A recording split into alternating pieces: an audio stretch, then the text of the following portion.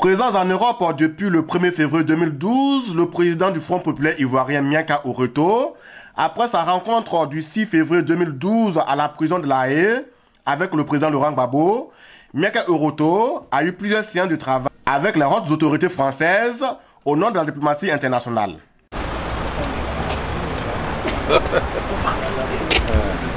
Vous venez de vous entraîner certainement avec la Sud-Afrique du Quai d'Orsay. Oui. Quel a été le contenu de cette rencontre? La rencontre, vous savez, autant que nous sommes, je vais dire les Ivoiriens, nous sommes aujourd'hui à la recherche de la paix. Il est évident que nous, en tant que président du pays qui est le principal parti d'opposition, nous ne pouvons pas ne pas être à Paris et puis ne pas chercher quand même à rencontrer les responsables du Quai d'Orsay, qui est quand même la cheville ouvrière de la politique étrangère française. Donc nous sommes allés et nous profitons d'ailleurs de votre micro pour dire merci à M. Bigot, chargé des affaires africaines, qui nous a reçus avec beaucoup d'amabilité. Nous avons donc échangé sur la situation de notre pays et nous avons dit que le pays, en tout cas, s'inscrit dans la dynamique de la réconciliation et que le pays attendait beaucoup que la France, qui a toujours été notre partenaire, s'implique pour que la Côte d'Ivoire retrouve définitivement la paix et que les problèmes qui se posent trouvent leur solution. Voilà. Et quelle a été leur réaction? Je crois qu'il s'est montré très réceptif à ce discours-là et il nous a signifié que la France a toujours fait son devoir, que la Côte d'Ivoire reste un État souverain. Il ne peut pas se substituer aux autorités ivoiriennes, mais ils ont toujours fait des recommandations à ces autorités-là dans le sens de plus de démocratie et de liberté en Côte d'Ivoire.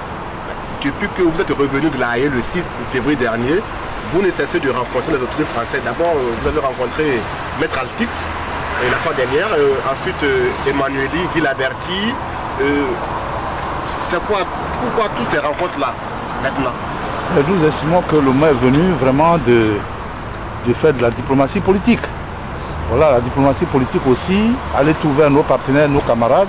Je crois que c'est la meilleure arme pour que nous trouvions des solutions aux problèmes qui se posent dans nos pays.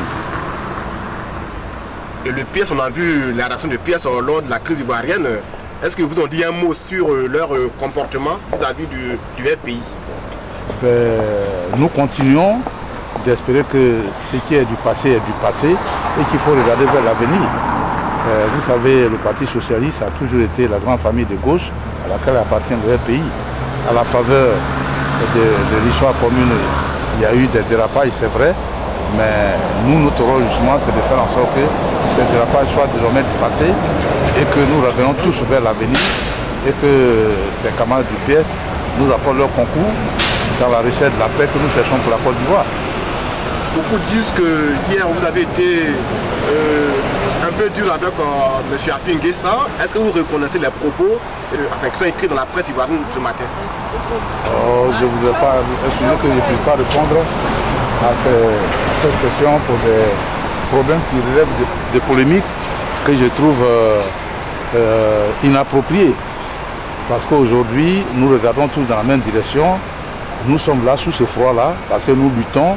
Nous avons des camarades qui sont détenus, d'autres qui sont en exil. Le président Laurent Gbagbo qui est détenu à La Haye. C'est pour tous ces camarades-là que nous luttons. Donc, tout autre discours, en tout cas, ne peut pas nous distraire. Vous rencontrez ce soir dans la diaspora ivoirienne. Quel message vous allez leur donner ce soir à Paris? C'est d'abord les féliciter, les remercier pour tout le travail qui est fait par cette diaspora, par tout le travail qui est fait par tous ces Africains, tous ces Ivoiriens et ces Ivoiriens qui se mobilisent pour que notre pays retrouve la paix, pour que Laurent Gbagbo soit libéré de là où il est. C'est d'abord fondamentalement ça. Et puis ensuite, comme nous sommes des hommes, quand on travaille, il y a toujours qu'il y ait des petits dérapages. C'est pour interpeller les uns les autres par rapport à la nécessité qu'il y a de se mettre au-dessus de toute autre considération pour ne regarder que l'essentiel. Voilà. Il a aussi annoncé de ce pas que vous allez vous rencontrer le monsieur Afrique, le frère Kofi Yam Yam. Est-ce que c'est confirmé et de quoi vous allez parler? C'est toujours dans la même logique. Nous allons rencontrer M. Kofi Yam Yam. Il s'appelle bien Kofi, même s'il est français. C'est un Kofi, c'est un Africain et nous estimons que c'est un avantage pour nous que nous ayons un de nos frères qui est plein pied dans le système français. C'est pour aussi lui solliciter son concours et avoir ses conseils et puis bon, son regard par rapport aux préoccupations qui sont les nôtres. On peut enfin dire que le FP a répondu avec la diplomatie, c'est ça? Absolument. Absolument. Ce qu'ils veulent, ils vont faire payer. Ça vous a manqué pendant que vous gérez le pouvoir à l'époque? Ben, écoutez, ça a été fait d'une certaine façon, mais nous avons repris avec la diplomatie.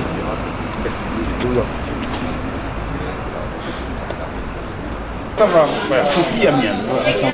Pour Kofi Yam Yam, le prochain Monsieur Afrique de François Hollande, il est désormais important que tous les partis de gauche parlent d'une même voix. Qu'est-ce que le PS pense du Front populaire ivoirien? Hein? Le PS. Qu'est-ce que le PS pense? De Laurent Gbagbo. Non, le PS ne pense rien de particulier. Le PS, Laurent Gbagbo fait partie de notre famille. Et en tout état de cause, on déplore qu'on en soit là, qu'il en soit à la Cour pénale internationale. Ça n'a pas. Et puis sur le plan purement africain, c'est pas des choses qu'on fait chez nous, ça. On ne fait pas ça. Entre frères, on se réconcilie, on se pardonne. Regardez, prenons l'exemple de Mandela. Mandela, il aurait pu envoyer tous les Blancs à la CPI. Parce qu'ils ont fait quand même cet apartheid pendant des années. Qu'est-ce qu'il a fait, Mandela?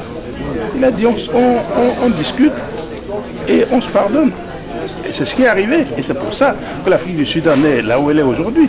À côté de ça, il y a le Zimbabwe. Regardez ce qu'ils ont fait. Et ils ont dit on va jusqu'au bout. Ben, ils sont allés jusqu'au bout et puis voilà. Le Zimbabwe est resté en retard. C'est tout ça. Et c'est à ça qu'il faut réfléchir. Et donc... vous faites partie de la campagne du PS. Est-ce que le débat africain, pas le débat ivoirien, va être ouvert là-bas? Le débat va être ouvert. Mais forcément, il y aura une partie, la partie de politique internationale et de politique africaine. Ça va s'ouvrir, forcément. On va débattre de ça, on va discuter de ça. On va trouver une solution à ça et donner le discours qu'il faudra pour ça. En tout cas, nous, on n'est pas là pour mettre de l'huile sur le feu, on est là plutôt pour mettre de l'huile dans les rouages. Voilà.